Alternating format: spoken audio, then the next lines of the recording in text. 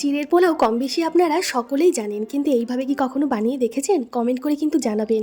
আজকে আমি সবচেয়ে সহজ পদ্ধতিতে সুস্বাদু চিড়ের পোলাওয়ের রেসিপি শেয়ার করছি। মোটা চিড়েটা নিয়ে নিয়েছি। এইভাবে চিড়েটা হালকাভাবে ধুয়ে একটা তারের ছাঁকনিতে জল ঝরতে দিলে চিড়েটা কিন্তু ঝরঝরে থাকবে, পোলাওটাও ঝরঝরে হবে। বেশ 3টে বড় বড় মাপের পেঁয়াজ আর একটু কাঁচা লঙ্কা কেটে রেখেছি, একটু কারি পাতাও রাখলাম। কড়াইতে 1 চামচ তেল আর 1 চামচ ঘি একসাথে গরম করে তাতে পরিমাণ মতন কাজু কিশমিশটা হালকা হাতে ভেজে তারপর সাইডে সরিয়ে 1 চামচ শাহি জিরে ফোড়নে দিলাম আর একটু কারি পাতা দিলাম। তারপর পেঁয়াজ আর কাঁচা লঙ্কা কুচি দিয়ে সামান্য লবণ আর হলুদ দিয়ে পেঁয়াজটা হালকা হাতে ভেজে নেব।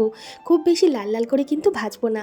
পেঁয়াজ হালকাভাবে ভাজা হয়ে গেলে ঘরে তৈরি করা পনির টুকরো টুকরো কিউব কিউব করে কেটে দিয়ে আরও 2 মিনিট নাড়াচাড়া করে চিড়েটা দিয়ে তাতে পরিমাণ মতন চিনি আর একটু ঘি দিয়ে হালকা হাতে সব কিছু নাড়াচাড়া করে মিশিয়ে নামিয়ে গরম গরম পরিবেশন করব চিড়ের পোলাও।